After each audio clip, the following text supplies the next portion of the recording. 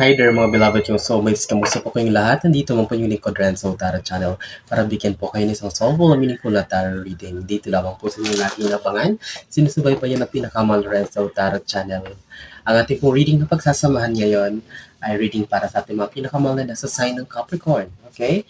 Capricorn, Sun, Moon, Rising, and Venus sign. This is for you. Kamusta po kayong lahat? I hope and I pray na nasa mabuti po kayong kalagayan. You're healthy, you're safe, and of course, you're happy. At kapag bago po kayo sa ating channel at kung gusto nyo po ang ating reading at nakaresonate po kayo, don't hesitate to comment, like, share, and of course, don't forget to subscribe po. Sige? This will be your last shuffle, Capricorn, at kunin na natin yung 10 baraha. Capricorn, Sun, Moon, Rising, Venus signs. This is for your Spirit, Universe, Spirit, Guides, Angels, Ancestors. Holy Spirit, give us 9 cards, please, for Capricorn. Mega shoutout po sa lahat ng ating mga soulmates sa buong Pilipinas at sa buong mundo na laging nanonood at nakaabang, nagbibigay na nakakataba sa puso na suporta. Maraming salamat po sa inyong walang sawa, tiwala, suporta at pagmamahal.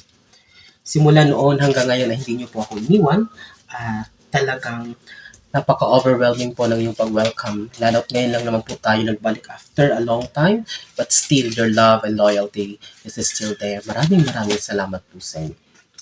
Okay, your 10 cards, Capricorn, are now complete. I know that you're so excited, so let's begin. Capricorn, let's begin your reading. Hulaan nyo. Sige. This is a very beautiful opening card. This is superb. This is amazing. So, Star. You will continue shine. You will be continue shining like a diamond. Shining bright like a diamond. Shining like a star. So Capricorn, non-stop, walang makakapigil sa patuloy na pag-angat ng iyong kabuhayan, ng iyong kapirahan, ng iyong trabaho, stability, more blessings is coming on your way. This star card signifies that you are blessed. You are gifted. Okay, the universe is behind your back. It's because you are gifted, you are talented, you are intelligent kind of person. You are capable of everything. Kayang-kaya nyo lagpasan ng lahat, kayang-kaya nyo gawin ang lahat. You have a heart of gold. That's why, Capricorn, you are blessed by the universe. And with this star card, pinapakita lang nito na talagang you are on the right track. You are on the path to prosperity and abundance, Capricorn. Wow! So, grabe. So, Ace of Swords. So, transformation for you, not only in terms of stability sa lahat ng aspeto, kaperahan, career-wise, but this Ace of Swords, that signifies that you will be facing a new chapter of your life that is filled with confidence, puno ng pag-asa, puno ng tapang, walang kakatakutan, hindi na mahihiya, hindi na mag-aalala. Okay, no worries, no fears, no doubts, no disappointments. So everything will work in your favor, Capricorn. Dalawang baraha pa lang pero grabe. Sobrang ganda na. So I have no question with this reading and I am confident that we will finish this with flying colors, Capricorn. I'm so happy. I know that you're so happy too, Capricorn. So here, King of Wands, maturity. So you are just being reminded by the universe, Capricorn, na siguro. And every communication and every decision making na gagawin now and to the sa mga susunod na araw, make sure that you make a decision or magbibitaw ka ng salita, makikipag-communicate ka na hindi heightened ang iyong emotion. So for example, galit ka, sobrang saya ka, you just do it. Make a decision, magsalita ka, makipag-communicate ka sa superiors mo, makipag-communicate ka sa associates mo, kung sino man, na kalmado. Okay, malinaw yung isip, malinaw ang iyong puso. Sapagkat kapag hindi natin makontrol ang mabitawan nating salita, it would steer trouble, it would cause miscommunication. I can see here, this is all about communication. But Capricorn, it's just a reminder na whatever decision you're going to make, whatever communication na mangyayari sa mga darating na araw, you just need to do it with a calm way kapag balance ang lahat para sa'yo. Okay? So, we have here 5 of Pentacles. Capricorn, I know that you are very good with this day. Magaling kayo sa pagkahawak ng pera. Magaling kayo sa pag-manage ng finances. That's why most of you are very successful. Most of you has a very blossoming, fruitful businesses. You have a very stable and high-paying job. It's because you're gifted, you're talented. You are capable of enough. Sabi kong halos walang imposible sa'yo. Okay, and then parang imposible na nagagawa niyo pa ng paraan, napapaganda niyo pa. Ganyan ang magic ng mga Capricorn. You always rise up to the top. Kasi ang mga Capricorn, alam mo yun, simula bata pa lang, parang pinanganak sila ng bata pa, pero parang pinatanda na sila ng responsibilities. They are matured already. So that's why, maaga pa na namulat na sila sa realidad ng mundo. Na bata pa, namulat na sila sa realidad ng kahirapan or paghihirap. That's why they know how to value things, especially pera. So that's why uh, Five of Pentacles, this is a reminder for you, Capricorn, na be cautious, be mindful about your finances. Labas, pasok, investment na papasukan, pera na bibitawan, or whatever it is, because this is a winter season, malamig ang panahon, medyo stagnant.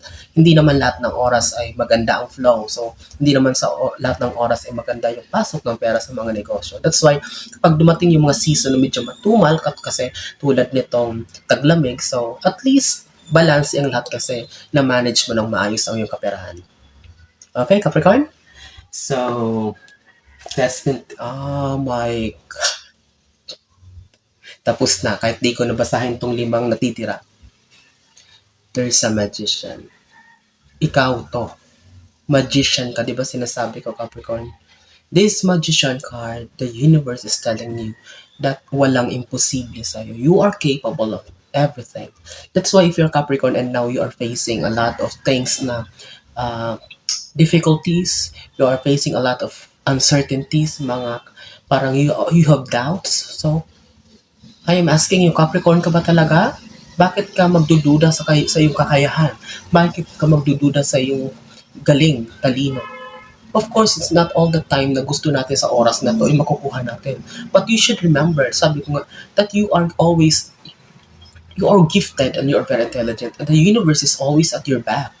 So here, magician, sabi ko nga diba, ulit-ulit sinasabi, matalino kayo, talented kayo, kahit yung mga imposibleng bagay tulad ng magician, mamamangha ka, mamamanghang lahat, nagagawan mo ng paraan. Napapaganda mo pa. You always rise on the top. So this magician card, the universe is telling you, Capricorn, that you are on the right track. You are magtutuloy-tuloy. Ano man ang isipin mo, ano man ang gawin mo, ano man ang planuhin mo, everything will work in your favor. Because this the magician card is sa lahat ng card na to, siya yung nasa top, siya yung rank 1. So kung titingnan mo yan, aside from the joy, ng happiness na makakamtan mo, you have kompleto. Lahat ng andyan sa mesa, andyan yung cup, andyan yung pera, andyan yung wands, andyan yung sword. And you have the infinity of a continuous flow of blessings for you. Nasa taas mo, ayan, no? So, ano pang hihingin mo, Capricorn? So, if you saw this video, kung napad mo ito, cast all of the doubts. Tanggalin lahat yung mga pagdududa agam-agam kung kakayanin mo ba, kung magtatagumpay ka ba. Because you alone, Capricorn, you know it in yourself. Ikaw mismo sa sarili mo, magaling ka, matalino ka, you are gifted. That's why, actually, tanggalin mo na yung doubts mo kung meron man. Okay? Kapag naka-resonate kayo, mag-comment niya kay Capricorn. Like and share, of course. Don't forget to subscribe. Let's continue sa pang-animong baraha with this very beautiful reading, Capricorn. So, Page of Cups, harvest season, magtutuloy-tuloy ang pag-aani. It's because patuloy ka din nagtatanim eh. Hindi ka nakokontento sa kapag nag-ani, magpapahinga muna. Kayo yung mga tipo ng taong hindi nagpapahinga. Sobrang sipag nyo. Given na matalino na kayo, given na talented kayo, but still you're unstoppable. Sobrang sipag nyo. That's why you deserve all of this blessings na meron kayo ngayon. You deserve all this stability, promotion na meron ka at makakamit mo pa. So, talagang walang question, walang duda sa mga Capricorn. And here is the harvest season. So, you will be, this harvest season or this Page of Cups represents na hindi lang isang beses ka mag-harvest, but it will be continuing in the coming time is at in the future.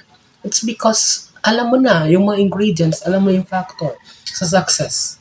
Na-unlock mo na. So, you just need to do your part. Kung magtatamad-tamad ka, bahala ka. But at least you know already the code.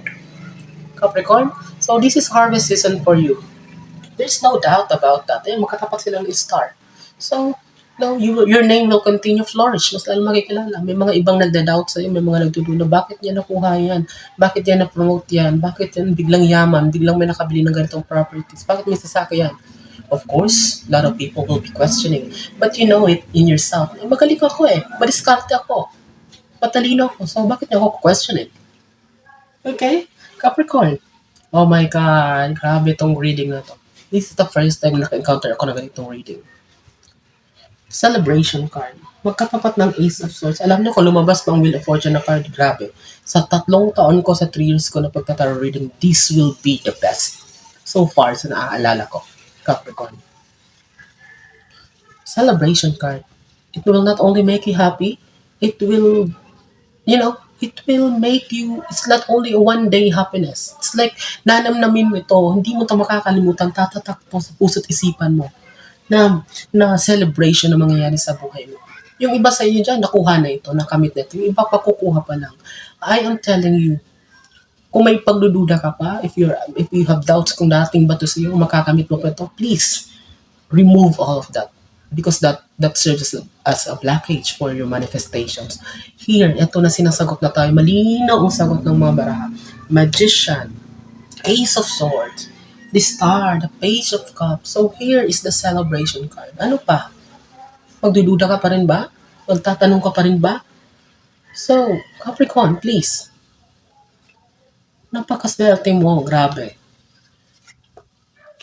Decision making, there will be new opportunities. I can see mga Capricorn nagbabalak na mag-try ng other option, other business, other kind of business. Kasi may island dito sa likod. So, that's something new, something fresh na malayo dito sa meron ka na.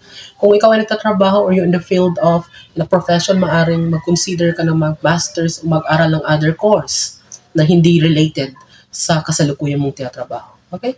This is also involved decision making. Mayroong mga opportunities na maglalapit sa'yo, darating sa'yo sa mga darating na araw, darating na buwan. And it's up to you. But I know that your discernment will always be the best. Ito yung laging tama kasi sabi ko matalino kayo, Capricorn. And you always rise to the top. Any kind. But, and sabihin ko na sa inyo, this is andito naman yung Magician card. Kung ano man yan, it will succeed. Automatic.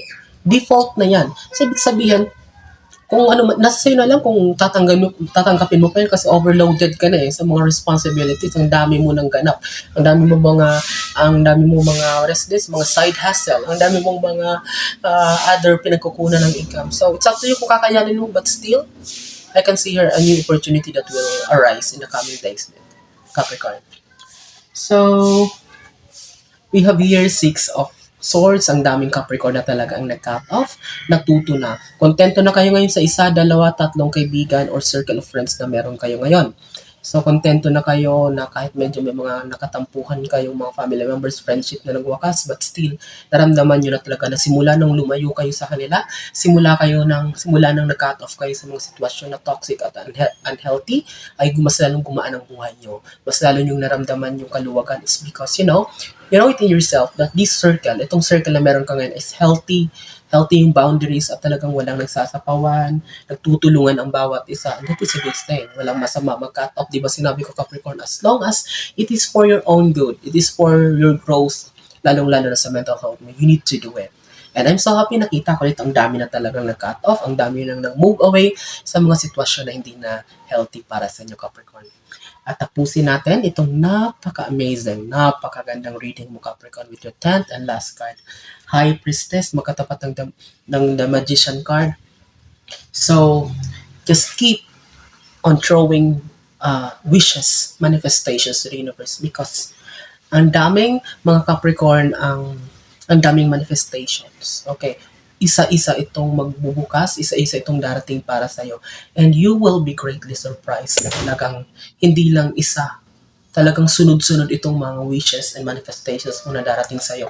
Because the Magician card is here. So you are guaranteed of a very fruitful, a very beautiful, a very prosperous months, year, and life ahead for you, Capricorn. And with that, you truly deserve to celebrate with this celebration card.